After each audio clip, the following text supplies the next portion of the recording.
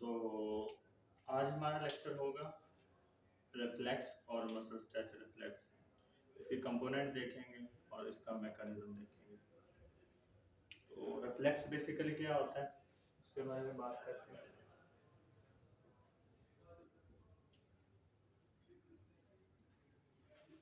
Reflex basically होता है, अगर हम बाय डेफिनेशन देखें, इनवॉलेंटरी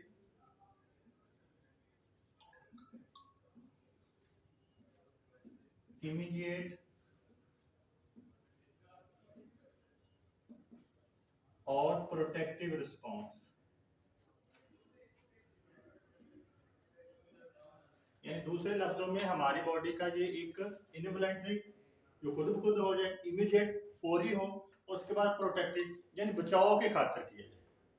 तो ये एक मोटर रिस्पॉन्स जो बॉडी आपने खुद खुद हो जाता है बॉडी से, और इमीडिएट फौरी तौर पर हो जाता है, और प्रोटेक्टिव और बचाव के खातिर किया जाता है। इस मोटर रिस्पॉन्स को हम क्या बोलते हैं? रिफ्लेक्स। इस मोटर रिस्पॉन्स को हम क्या बोलते हैं? रिफ्लेक्स।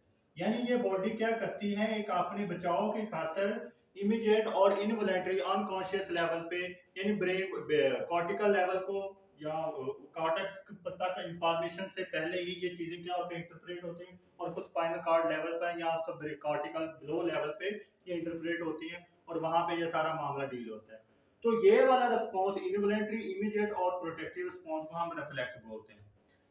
तो जैसे कि आपने किसी गर्म चीज को टच किया तो फौरी अपना आप हाथ क्या क्या कर लेते हो, खींच लेते हो। लेकिन क्या होता है कि उस वक्त जैसे ही आप किसी गर्म चीज को टच करते हैं तो वहां पे हमारे जो थर्मल रिसेप्टर हैं उस टेम्परेचर को डिटेक्ट करते हैं, फौरी वो हमारे ब्रेन को सिग्नल भेज जाता है स्पाइनल कॉर्ड के लेवल पे। तो ऐसा फौरी हम अपना हाथ क्या कर लेते हैं, पीछे खींच लेते हैं। अब ये जो इन्फॉर्मेशन लेटर ऑन बाद में जो ब्रेन को उसी प्रोसेस के दौरान बताई जाती है, लेकिन जो रिफ्लेक्सिव रिस्पॉन्स जो वहां पे जो हमारा हाथ का पीछे खींचना है वो फौरी तौर पे परफॉर्म होता है। तो ये वाला जो रिस्पॉन्स है इसे हम इसीलिए क्या कहते हैं, रिफ्लेक्स कहते हैं। अब लेटर ऑन हम देखेंगे मसल स्ट्रेच रिफ्लेक्स, देखेंगे मसल स्ट्रेच रिफ्लेक्स। अब मसल स्ट्रेच रिफ्लेक्स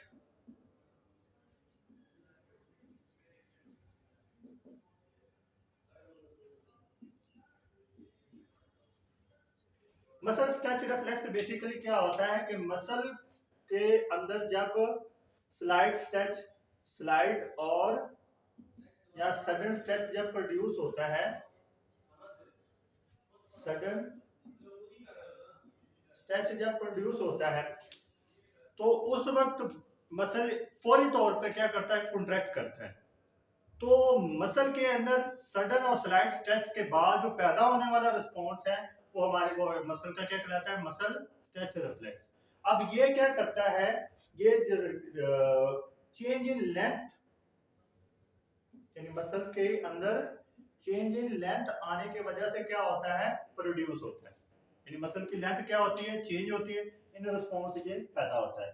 अब हम इसके देखेंगे इसके कंपोनेंट्स क्या हैं, फिर इसकी हम मैकेनिज्म देखेंगे और ये सारी चीजें। अगर हम इसके कंपोनेंट्स की बात करें,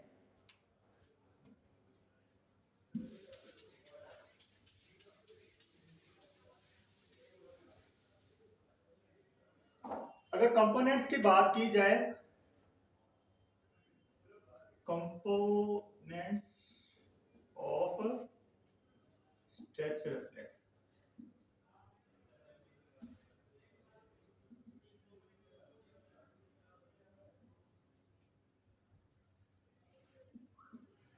इसके बेसिकली क्या होता है, एक सेंसरी कंपोनेंट होता है, सेंसरी रिसेप्टर्स। अब जो सेंसरी, उसके बाद दूसरा कंपोनेंट होता है मोटर कंपोनेंट,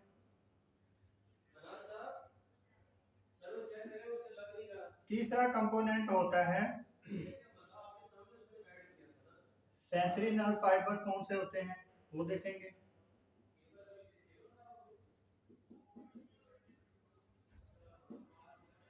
चौथा देखेंगे कि जो मोटर फाइबर हैं तो जो रिस्पॉन्स जनरेट करते हैं वो कौन से होते हैं।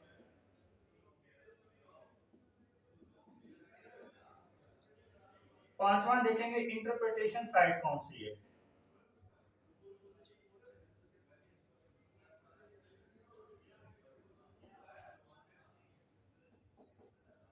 ये बेसिकली 5 कंपोनेंट, यानी सेंसरी रिसेप्टर कौन, मतलब टच रिफ्लेक्स के बारे में सेंसरी इंफॉर्मेशन को रिसीव करेगा। मोटर कंपोनेंट यानी जो रिस्पांस जनरेट होगा वो कौन से हिस्सा जनरेट करेगा। सेंसरी नर्व फाइबर जो सेंसरी रिसेप्टर से होने वाली इंफॉर्मेशन है वो कौन स्पाइनल कॉर्ड या अपर लेवल तक कमांड करेगा या मतलब लेके जाएगा, कंडक्ट करेगा। मोटर नर्व फाइबर यानी वहां से आने वाली जो मोटर कमांड है वो कौन से फाइबर की सप्लाई करेंगे, और इंटरप्रिटेशन साइट कौन सी है इसके बारे में पढ़ेंगे। अब अगर हम बात करें सेंसरी रिसेप्टर, अगर हम मसल टच रिफ्लेक्स की बात कर रहे हैं,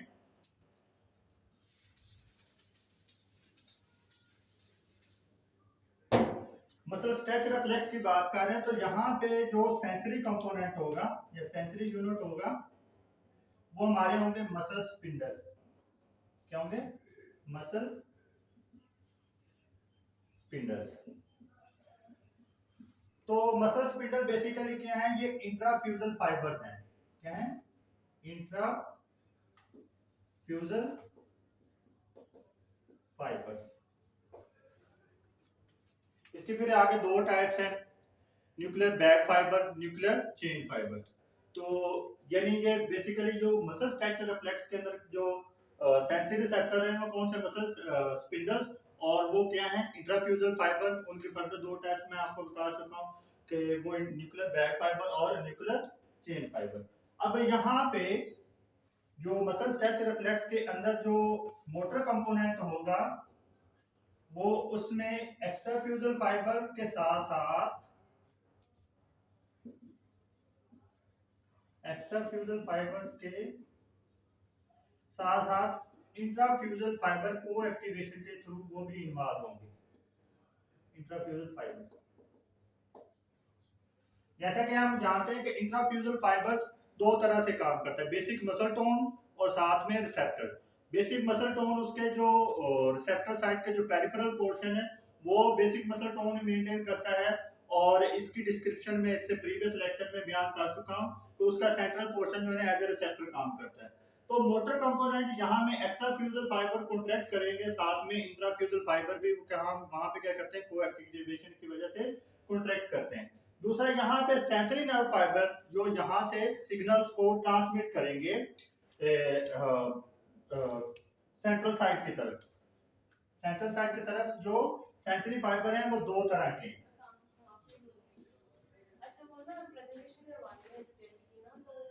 टाइप 1A और टाइप 2। इन्हें टाइप 1A को हम प्राइमरी एफरेंट एंडिंग्स भी बोलते हैं।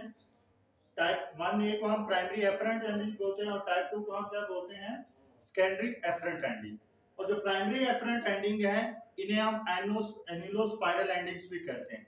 यानी ये जो टाइप 1A फाइबर्स हैं ये क्या कहते हैं, न्यूक्लियर बैग फाइबर से जो रिसेप्टर साइड है वहां से भी सिग्नल लेते हैं, और क्या कहते हैं न्यूक्लियर चेन फाइबर्स वहां से भी क्या करते हैं, सिग्नल लेते हैं। तो इस तरह जो टाइप 1A फाइबर्स हैं ये न्यूक्लियर बैग फाइबर की रिसेप्टर साइड और न्यूक्लियर चेन फाइबर की रिसेप्टर साइड वहां से सिग्नल देते हैं। अब ये टाइप 1A और टाइप 2A फाइबर वहां पे उस रिसेप्टर साइड से सिग्नल लेके स्पाइनल कॉर्ड यानी पोस्टीरियर रूट गैंग्लियन के थ्रू इंटर हो रहे होते हैं। अब यहाँ पे जो मोटर नर्व फाइबर्स हैं वो भी दो तरह से, क्योंकि यहाँ पे हमने बात की कि एक्स्ट्राफ्यूजल फाइबर के साथ इंट्राफ्यूजल फाइबर को एक्टिवेशन के साथ वहां पे रिस्पॉन्ड करते हैं, तो यहाँ पे ये भी दो फाइबर जो है ना वो सप्लाई करते हैं। अब दो फाइबर वो कौन कौन से हैं, अल्फा मोटर न्यूरॉन ए अल्फा, और दूसरा क्या है ए गैमा मोटर न्यूरॉन। अभी यहाँ पे जो मोटर का नर्व फाइबर हैं जो स्ट्रेच रिफ्लेक्स के अंदर इन्वॉल्व होंगे, ए अल्फा और ए गैमा। अब जो उसके बाद फिर क्या करें, इंटरप्रिटेशन साइड जो मेनली यहाँ पे स्ट्रेच रिफ्लेक्स की अगर हम बात करें तो वो जिस लेवल पे यहाँ पे आपने जिस एरिया को मसल के एरिया को जहाँ बॉडी के एरिया को टैप किया, यहाँ पे मसल को स्ट्रेच या रिस्पॉन्स जनरेट, तो उसके अकॉर्डिंग स्पाइनल कॉर्ड का वो वाला लेवल वहां पे क्या करेगा, रिस्पॉन्स करेगा, या उसको रिस्पॉन्स करने की मतलब कंटिन्यूएशन जो प्रोसेसिंग होगी। तो यहाँ पे अगर हम इंटरप्रिटेशन साइड कहें या कमांडिंग साइड, वहां पे जो हेल्प आउट करती है वो स्पाइनल कॉर्ड का रिलेटिव लेवल होता है, स्पाइनल कॉर्ड का रिलेटिव लेवल होता है। अगर हम इन की बात करें मोटर नर्व फाइबर्स की, जो टाइप 1 ए फाइबर्स हैं, इनका जो डायमीटर होता है वो 17 माइक्रोमीटर होता है और टाइप 2 का क्या होता है 8 माइक्रोमीटर होता है। अब उसके अलावा अल्फा मोटर न्यूरॉन का जो डायमीटर है वो 14 माइक्रोमीटर होता है और एक गैमा मोटर न्यूरॉन का जो होता है वो 5 माइक्रोमीटर होता है। तो ये कंपोनेंट थे मसल स्ट्रेच रिफ्लेक्स के अंदर जो इन्वॉल्व होते हैं। अब हम इसका देखेंगे मैकेनिज्म कि यानी वहां पे कि ये स्ट्रेच किस तरह रिस्पॉन्स होता है और उसके रिलेटिव जो रिफ्लेक्स की जो कंपोजिशन है वो किस तरह पैदा होती है।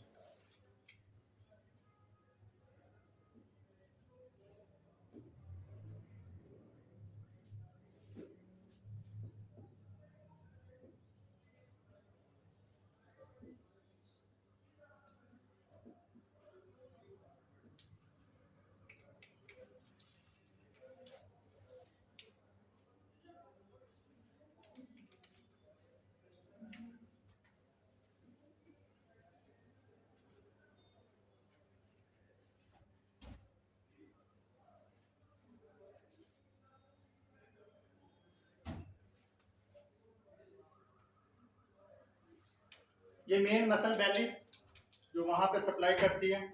अब उसके बाद यहाँ पे इसके ये वाले जो फाइबर्स हैं जो most side of the muscle मौजूद होते हैं उन्हें हम बोलते हैं एक्स्ट्रा फ्यूजल फाइबर। इन एक्स्ट्रा फ्यूजल फाइबर की जो मोटर सप्लाई है वो अल्फा मोटर न्यूरॉन है और जो सेंट्रल फाइबर्स होते हैं वो कौन से होते हैं इंट्राफ्यूजल फाइबर।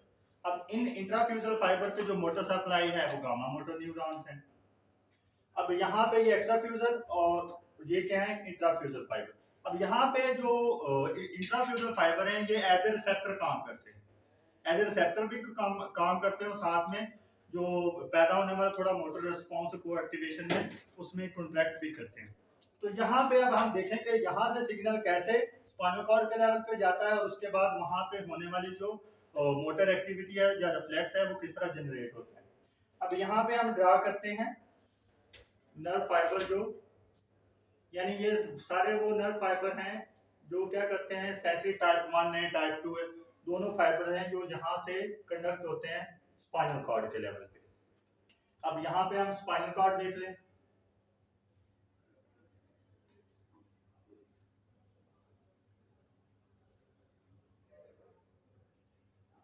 अब ये पोस्टीरियर रूट गैंग्लियन के थ्रू यहाँ पे एंट्री होगी, एक इसकी लेटरल ब्रांच होगी और एक इसकी क्या होगी मीडियल ब्रांच। अब जो मीडियल ब्रांच है वो पोस्टीरियर डॉर्सल कॉलम के अंदर इंटर होगी और ऊपर की तरफ कंडक्ट करेगी ब्रेन की तरफ। अब लेकिन इसकी जो ये वाली जो इंटीरियर ब्रांच है ये इस ग्रे मैटर के अंदर मोनोसाइनेप्टिक कनेक्शन के थ्रू अल्फा मोटर न्यूरॉन यहाँ पे पाए जाने वाले अल्फा मोटर न्यूरॉन के साथ एग्जिट करेगी जो क्या करेगी इन एक्स्ट्रा फ्यूजल फाइबर को भी सप्लाई करेगी और साथ में यहां से निकलने वाली जो गैमा मोटर न्यूरॉन है वो वहां पे इंट्राफ्यूजल फाइबर को एक्टिवेशन के थ्रू सप्लाई होगी। अब यानी यहाँ पे सेंसरी जो न्यूरॉन्स हैं टाइप 1 है टाइप 2 है फाइबर ये पोस्टीरियर गैंग्लियन के थ्रू यहाँ से इंटर होंगे स्पाइनल कॉर्ड के अंदर और मोनोसाइनेप्टिकली अटैच होने के बाद ये क्या करेंगे यहाँ पे जो अल्फा मोटर न्यूरॉन है जो कि एक्स्ट्रा फ्यूजल फाइबर को सप्लाई करते हैं उनके साथ ये यहाँ पे कनेक्ट होंगे। अब हमने ये देख लें इनकी स्ट्रक्चरली इन कंपोनेंट को। अब अगर हम बात करें कि जब ऐसा हम मसल को सडनली स्ट्रेच करते हैं या उसके ऊपर टेंडन के ऊपर टैप करते हैं तो मसल स्लाइड सा क्या होता है स्ट्रेच होता है। यानी अब यहाँ पे टेंडन के ऊपर मैंने टैप किया तो टैप करने की वजह से क्या होगा कि मसल की लेंथ क्या होगी इंक्रीज होगी, मसल की लेंथ क्या होगी इंक्रीज होगी।